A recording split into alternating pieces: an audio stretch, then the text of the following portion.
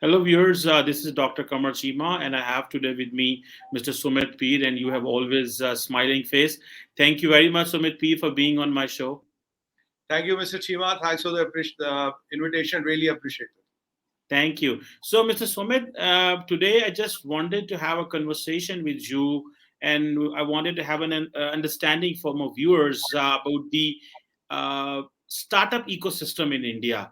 We have heard about unicorns, we have heard about FDI, we have heard so much, and even we have heard that local investors are putting or the new ideas are coming. So, just can you just explain us that since you have a business background and you understand a lot of India is known these days because of the unicorns and all that. So and because of the startups. So how do you see the startups ecosystem in India? And then I will ask you questions further on that. Thank you very much for the question. It's much appreciated. So let's get back to the core. You see, you have to look, Dr. Cheema, before Prime Minister Modi came into power.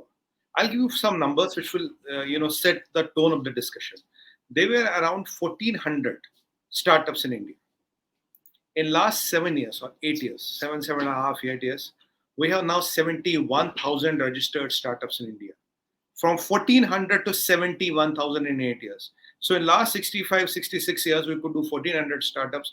Now in last 7 years, we've done 71,000 registered startups. There may be some which are not registered. There may be some which are still budding, mushrooming. I'm talking about registered and established startups. So it has been a phenomenal change and the jump in the number of startups what we have seen in India, because the Honorable Prime Minister came with a policy, was Make in India, Startup India. There were schemes like Mudra scheme, wherein loans were given, small loans were given, wherein entrepreneurship was promoted. So the idea of promoting entrepreneurship as a core to the development of society and building the ecosystem around it. Ecosystem is loan waivers, tax waivers, the government facilities, incubation centers, promoting the idea of startups, going and talking how much of innovation can we bring to the table, and now focusing the startups to the areas which are of global need, where the global innovation is required. Now capitalizing the young minds, telling them, look, it's not about finding a job, it's also about giving a job. And incidentally, let me give you one more interesting data, because I always believe in putting perspective vis-a-vis data. Now there are around 450 districts. We have around 700 odd districts in India. There are around 450 districts, Dr. Cheema, where we have a startup. So it's not only limited to a Delhi, Mumbai, or a Chennai kind of a scenario, or Bangalore. They are pretty much everywhere. And 45% in these startups, and 45% of these startups, one of their director is a woman. Third point, they are employing around 750,000 people as we speak, sir. 750,000 is a big number. We have got $36 billion last year as a FDI for startups, not as a total FDI. The money which startups got in was $36 billion. Today, the valuation of the startups, which we do a combined valuation, is more than $300 billion. So these are some of the major numbers, and I've given you what was before 7 or 8 years, what happened in last 7, 8 years. So it is the vision which the government brings to the table, which the Honorable Prime Minister brought to the table, and the parallel ecosystem was started. We have the youth power. We have more than 800 million youth. We produce maximum number of doctors and engineers in the world. So skilled youth, empowered youth is there. And I wanted to mention this 45% women directors. It's not a male-dominated industry. It's not women are not there. Women empowerment is not happening. Though one of our famous opposition leaders does talk about women empowerment in a very strange and a very unique way of its own. But here, the real women empowerment has happened. And then ideas like Skill India, Startup India. There were a lot of schemes which were SEZs were formed, tax holidays were given, all kinds of things were done. So incubator centers were started. So we wanted to create a complete ecosystem. And let me take you one more example, which is very important here. Now, recently, around 6 months back, there was a show on our national TV where the Honorable Prime Minister was dedicating a new IM, Indian Institute of Management, a new complex somewhere in Kozhikode. I can't remember the place. I can't remember the place. It was somewhere in the southern part of the India. It was dedicating to the nation. Now, what did he say? Before that, there was a slogan, vocal for local. Promote your local brands, promote your local things. Now, if you look at Khadi, which was literally dying, it is a multi-billion today. It has a multi-billion industry today. It was completely revived. It is like a phoenix which literally rose from ashes. Now, local for vocal. The second thing, what did the Honorable Prime Minister say? Look, my job was to give you this IM, give you this big campus, 200 acres. I have put all the money. I'm going to give you all the education. And government education in India is literally free. It's not like America where you have to be rich and you must have few $100,000 to get a bachelor's degree. Here, the education literally in IITs, IIMs and all is practically free. It doesn't, it costs the same money what you spend in a canteen in a day in US in a typical American university, the same money you pay as a monthly fees here. Now, this is how the startups, now there, what did the Honorable Prime Minister say? He said, look, I want you guys to look at the industry around when you come. I don't want you to I don't want you to go and work for MNCs. I want you to create MNCs. I don't want you to become job seekers. I want you to become job givers. Look at the industry around and see where can we do the value addition in the global industry. Let's say we are making something and selling it raw for $100 a kilo. Now the finished product sells for $1,000. Now, if we cannot do the finished product, can we do a semi-finished product and sell the same thing for $300? That is the value addition you do. Go look at the industry around, do the value addition. And Honorable Prime Minister already has a vision. In each district of the country, there will be one engineering college, there will be one medical college. Now, which is government run, and then there are thousands of professional colleges which are run by private bodies, private entities. So with this kind of mushrooming of education, Skill India, wherein the skill of the people was developed, then it's a fully thought out vision. Startup India, Make in India, Skill India, Mudra loans, then engineering medical colleges, then tax holiday, availability of funds, then pitching the Indian entrepreneurs and Indian startups globally. Now, today we are the third biggest ecosystem of startups in the world. Third biggest in the world.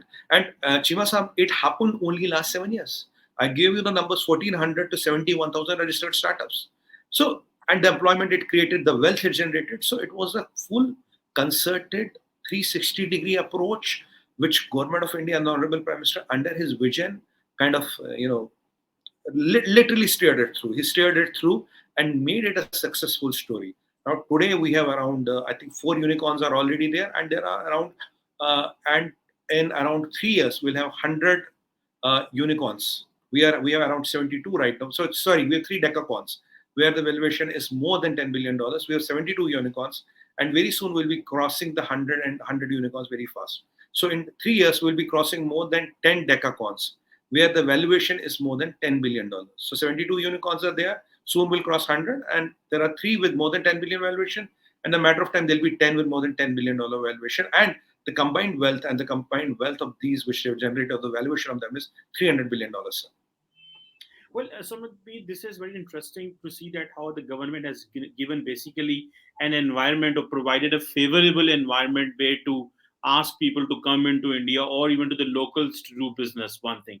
The second thing I want to ask you, which is very important, that normally we have seen that there is a large section of Indian youth which basically believe on the government job or on the private sector jobs. So how do you think that what is the motivation for the youth that they should have their own startup rather having a job? Because in Pakistan we have largely heard that people want a government job or people want a semi government job where they are like comfortable. So and they have this cushion to having this government job always. So in India, what kind of environment does the youth want to have a government job, semi-government job, or the private jobs, or do they have this ambition that we have to go for the startups, or we have to go for this entrepreneurship? How this environment in the youth, or how this motivation in the youth stays? Because we have seen recently protests in India, which I think the youth which believed in the government job. So please do tell us this mindset of the youth as well, if you can. You see, Dr. Cheema, youth is the biggest engine which drives our economy and where the future is going to be. 800 million youth. Average age of is less than 35 years. So we have the highest number of youth, skilled, educated youth in the world today. That's point number one. Now, if you look at the demographic divide of the India, there are various demographic divides. So a part of the youth might be only interested in a government job. A part of them might be only interested in running some small business. Some might be interested in a startup. Some might be even interested in unitary entrepreneurship. Unitary entrepreneurship is where it's not a startup, it's not registered. That's why I told there are 71,000 registered startups. A unitary entrepreneurship is never registered. It's a kind of one man, two man show, right? And then there are small businesses again, which might be temporary and permanent. Again, they are not registered. But startup is a business which is registered and which is, which follows a particular pattern and which qualifies certain government set criteria. So now, what is the motivation in the youth? The motivation in the youth is that why you can't become the people who are giving jobs, and in the process you help to build the country. You help to spread you help to have the equal what do you call uh, and even spread of wealth across the length and breadth of country. Now, traditionally, what happens in only the major metros or the cities get congested because that is where the jobs are, that is where the opportunities are. Now, we have seen success stories in India. If you see Gurugram, if you see Bangalore, if you see Hyderabad today, if you see Chennai today, so these are all these are all places which have come up when the businesses, for that matter, Ahmedabad, and the businesses in these places have been pretty successful. Now, if you have the models which are there, which can be successful, why can't I bring it down to my hometown, my state, or my small town where I live? So that is the whole idea. So be your own boss, be your own master, earn money, give jobs, and help the country to build, help your local area to develop, give jobs, and bring up your village, your town to the mainframe, connected. You have the power. I mean, why youth have the capability of taking risks? The biggest thing with youth is they have the energy, they have the capability of taking risks. You are educated. Why don't you take a risk? Why don't you give it a shot? I mean, government jobs today in India, for your information, if you are now in a government job, let's say you're recruited today, you don't have a pension now. Now, the pension scheme is kind of, in 90% of the jobs or more is gone. So, there's no pension now. So, that pension used to be the biggest thing. Now, government jobs now, after Prime Minister Modi, have become a lot challenging and people have to literally work. Now, gone are those days where things were not happening. So it is not an enticement today that I only want a government job because I don't want to do anything. But here, I'm a youth, I want to do something and create wealth. Dr. Chima, if you look at $1 billion, it's a huge money. Imagine you have 60-70% stake of the company. You are worth $700 million. And if you do the local rupee multiplication, I mean, you know the number, I know the number. So that has been also the enticer, and people have seen success stories. People have seen government wants it, economy needs it, country needs it. You get social recognition, you get economic wealth, you get government support, you are covered by media, you are covered by everybody. So you from a normal person, you become a literally contributory hero. I call them contributory heroes. So that thing is there, money is there, recognition is there, employment, and what we are doing by the virtue of this, we are channelizing the energy of the youth. Where is the maximum energy in the world? Is with the youth. So let's get that channelized and and at a very young age, get them into nation building process. So when you're doing this, you're paying taxes, you're giving employment, you're taking risk, you're developing products, you're developing innovation, you're on the media, you're pretty much everywhere. So, and instantly, Dr. Chima, let me give you one fact here. 60% of the American GDP is controlled by small businesses. 60%. A lot of people don't know because people think when it comes to America, it's only Google and Microsoft.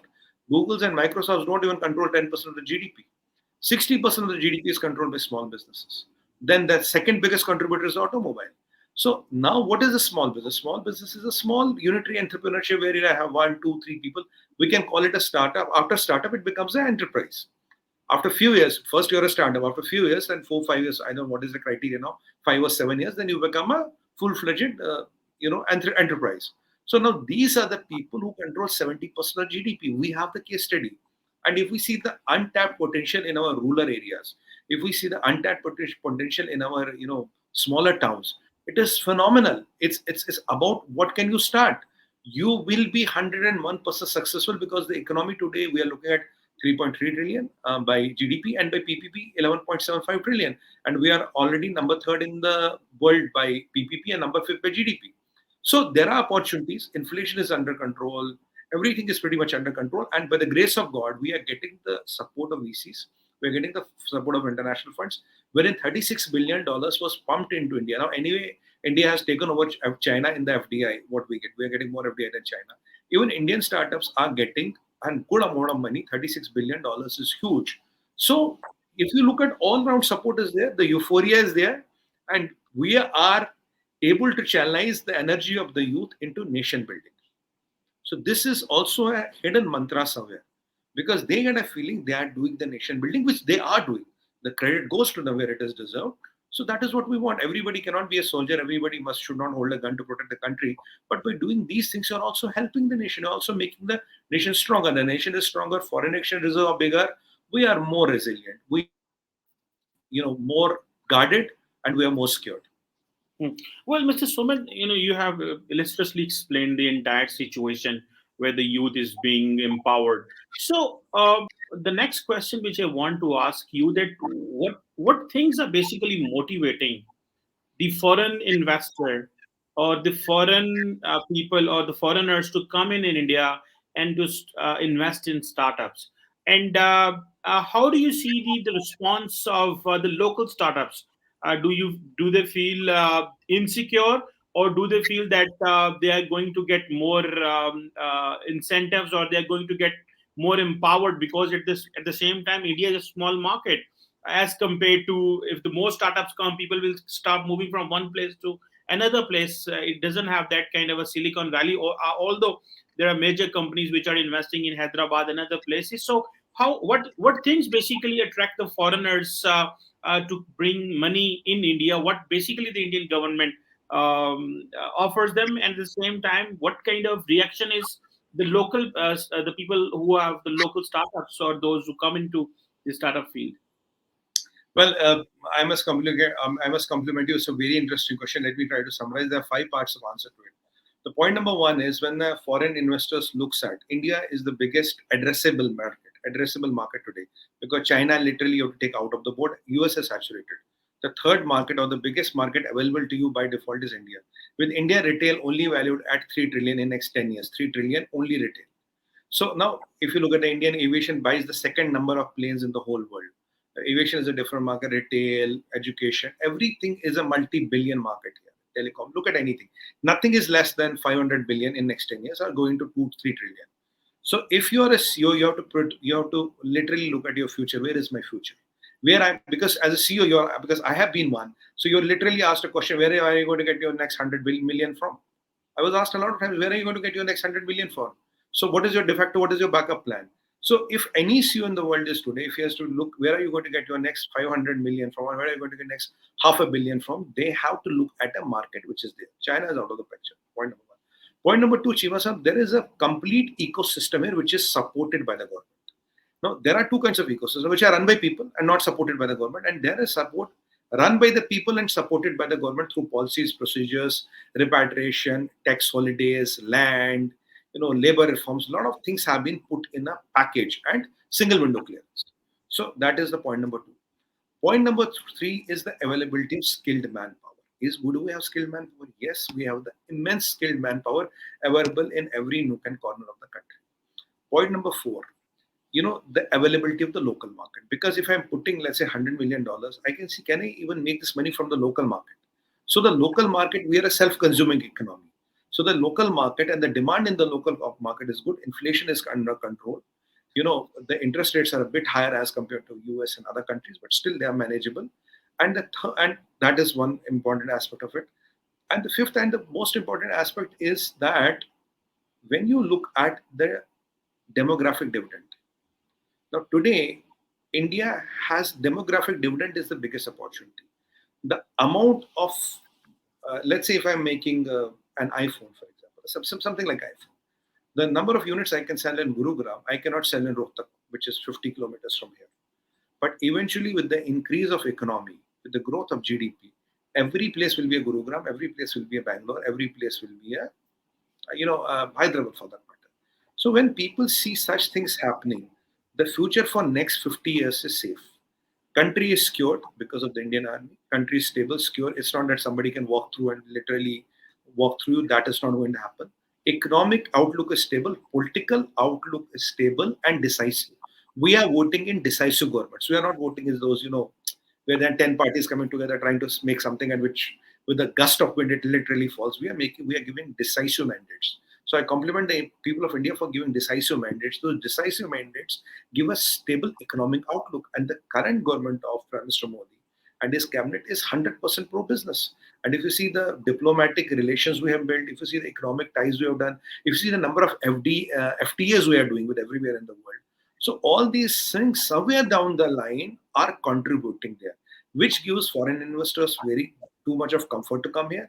Their money is safe. They have been doing business with us for the last 50, 60 years. Nothing wrong has happened here. And as long as the startups, because startups by default are all local companies because they have to be registered in India. So now there are only two categories, funded and non-funded. So funded startups have their roadmap, have their visions, and the people who are not funded, they have their roadmaps, they have their visions. So every idea, sir, does not need funding. There are a lot of ideas which do not need funding, and there are some ideas which need a lot and lot of funding. So the idea is now when then we have more and more success stories, more and more success stories are becoming the magnets. They are attracting more and more people. It is the success story which sells more than policy and procedure. What the proof of the pudding is in the eating. When you eat the pudding, you can really appreciate the taste. When we have these success stories happening across the length and breadth of the country, more and more people are coming. And why I'm very happy with one thing personally, I am seeing more and more women joining it. Because without women, sir, today in today's world, you cannot be successful anywhere. Your 50% of your population is women. You cannot have this mindset it's a male-dominated world or women are only doing housemaking and all. No, unless and until they are involved in your major initiatives, none of your major initiatives work. If women have 50% of the vote, which determines the government of the day, how can women be kept out of the business? It's a very, very strategic call, and 45% of the directors in these registered startups being women is a proof of the pudding, and I'm very happy to see that. I would personally want more and more women-oriented startups to come. I want more and more women to come because that is huge untapped potential, phenomenally high powered untapped potential. And women by default, Cheema Saab, have got one capability which God has given them: multitasking. You and me cannot multitask so much what an average woman at your house or my house or the viewers which are watching us have. There's a gift given to them by God, and even today the biggest MNCs are looking for women leaders because that woman perspective, that multitasking and getting those that mindset into organizations has become sacrosanct. If you look at any top MNC today, you will see most of the leadership hiring, I mean CXO level hiring, is now happening women. So there is a change in the thought process of the whole world, and we are kind of echoing that. So don't you think that the men will be insecure if the women will take over? Because although we are living in a patriarchal society, so what will the reaction of the boys if the women will take over? Shivasa, God has made a boy, God has made a girl. So either you have to go and fight with the creator. If creator has made one and one of us each, then respect the creator. Give them what is due to them. It's not a question of domination or being dominated. Whatever is due to them, whatever, if God has made them, if God has made them, we are nobody to challenge that. So whatever they deserve, whatever is rightfully this, that should be given. And unfortunately, in the Southeast Asia and in the countries, women have, for some time, have taken a back seat. I mean, the mindset is they're only housemakers. Let's not, they can't do much, they can't do. But in our society now, the things are changing, and I'm happy to see this change. I'll give you one example. McKinsey had told that in India, if we are able to get around 70% of the total women population working, and they are doing around a business of $100 per month, any business, small industry, a shop, or something, any very small, $100 a month, within 3 years, your GDP will double. Within 3 years, your GDP will double just by one thing. Now you can see the potential which is there and which is untapped. And now when I look at this 45% number, I think this really makes me very happy. So, one last question I have for you, Mr. Sumit, and that is about the quality of the human resource for these startups. Do you think that the people who come from with this FDI and the locals, do they have the sufficient human resource for running the businesses, or as we have had conversations in the past that majority of the young boys and girls, when they get opportunities abroad, they move on and they say that let's earn in United States or in Europe rather than working in India. So how does this phenomena works of human resource because that is obviously a capital for any country. So how do you see that, and what is the quality of the human resource in that? Dr. Shiva, there are three sides to the answer. The point number one is the number of people which go out of the country, US, Europe, H1B visa, put everything together, Europe and all. is not more than 1.5%. By that time, the quotas are full; they are done. So 98.5% is still here. So out of 98.5%, now I will be very honest with you, the people are now, they are. I have come back to India. I was in US and Europe, and I decided to come back. There are a lot of people who have even gone out of India and then they came back, seeing there's much more potential there, because for the next 50 years, this is the place to be in. Now, second thing is now if you work in US, you get 100,000, 200K, 300K salary if you're doing well, right? And you pay 45% of the tax. That's how it works. Germany maybe 50, 52%. Now, if you are in India and if you start a startup, if your valuation 5 years down the line or 10 years down the line is $1 billion, you have 70% of the stake, you are worth $700 million, sir. How many people in US, Indians, or any other nationality in Europe, France, Germany, UK, put all of them together, are worth $700 million? Here, there are a lot of such cases. So, and with it, what you get recognition in your country, you're building your country, you're strengthening the foreign exchange reserve of your country, you're creating employment here. In social circles, you get recognition, media recognizes you, society recognizes you. So you become a contributory hero, I call them. I call them rather a contributory hero, because here you're not only living for yourself, you are also, like, as I told you, sir, there are 750,000 people which are employed by these startups today. Now, we have created these many jobs. So it gives you also a feeling of being a contributor to the society and the country as such. The feeling is immense. Money, fame, name, recognition, contribution, wealth creation. And what else do you want when you're youth bubbling with energy and I'll say on the lighter side, and we are so young, smart, and talented, and your life is good. I rest. Okay. So, thank you very much for sharing thoughts on that how this startup system is being given so much importance in India, and obviously in any government or in any place where the government really wants to create jobs, they have to create, or they need to give a favorable environment so that the people to create jobs. The governments obviously cannot create job, and with this rise of liberal economy and with the rise of this market economy, I think as we have more startups, we have more ideas, because I read somewhere that 20th century was a century where we needed human resource, but in 21st century we need energy and we need ideas. So if we have ideas and if we have human resource, obviously that is very important, and a skilled human resource, that is very much important. Thank you very much, Mr. Sumit P, for your time and for giving your valuable input. Thank you. Thank you, sir. Thanks